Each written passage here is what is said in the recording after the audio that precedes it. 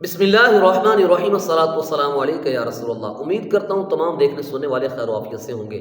جس وقت سے حضرت قبلہ شیخ الحدیث مفتی حسان رضا عطاری صاحب کا فتویٰ آیا ہے تو زید یعنی حنیف قریشی اور اس کے چاہنے والوں کے اندر ایک کھلبلی سی مچی ہوئی ہے، اور اب وہ اس طرح کی پوسٹیں کر رہے ہیں کہ مفتی حنیف قریشی صاحب نے حضرت ابوبکر صدیق رضی اللہ تعالیٰ عنہ کے لیے امکان کی بات کی تھی، یعنی انہوں نے یہ بات کہی تھی کہ ہو سکتا ہے صدیق اکبر کو سمجھنے میں غلطی ہوئی ہو۔ انہوں نے یہ نہیں کہا کہ واقعی ان کو سمجھنے میں غلطی ہوئی ہے، یا جبکہ یہ تو عقیدہ اہل سنت ہے، تو آپ سب لوگوں کے توپوں کو رخ حنیف قریشی کی طرف کیوں ہو گئے ہیں؟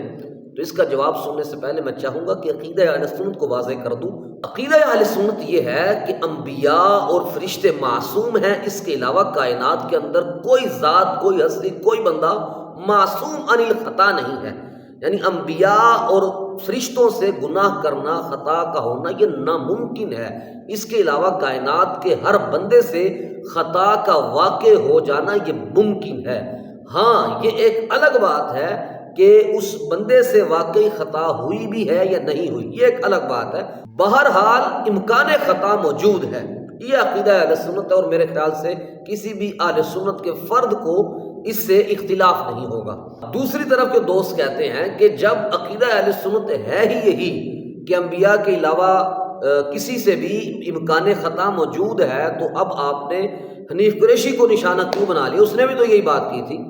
تو محترم بھائیو، حنیف قریشی نے صرف یہ بات نہیں کی بلکہ اس کے جرم جو ہیں وہ اصل دو ہیں۔ پہلا جرم اس کا یہ ہے کہ ایک متواتر درجے کی حدیث کو اس نے خبر واحد کہا۔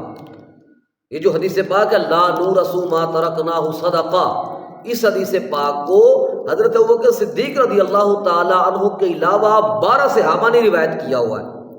یہ تو متواتر درجے کی حدیث ہے، ائمہ حدیث اس کو متواتر کا درجہ دے رہے ہیں، اور اس نے کیا بولا کہ حضرت ابوبکر صدیق رضی اللہ تعالی عنہ اکیلے ہیں۔ پہلی غلطی تو اس نے یہ کی۔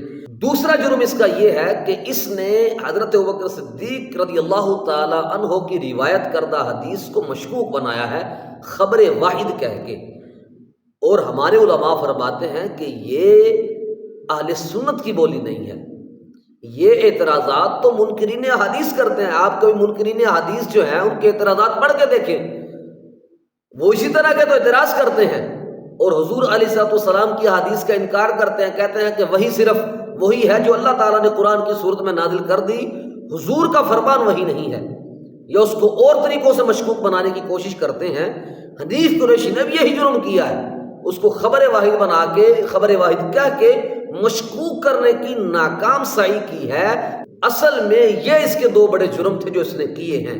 اب آپ مجھے بتائیے کہ حنیف قریشی سے پہلے کس نے حضرت سیدنا صدیق اکبر رضی اللہ تعالی عنہ کے بارے میں کہا ہے کہ ہو سکتا ہے ان سے یہ غلطی ہو گئی ہو سکتا ہے ان کو سمجھنے کے اندر غلطی لگ گئی ہو؟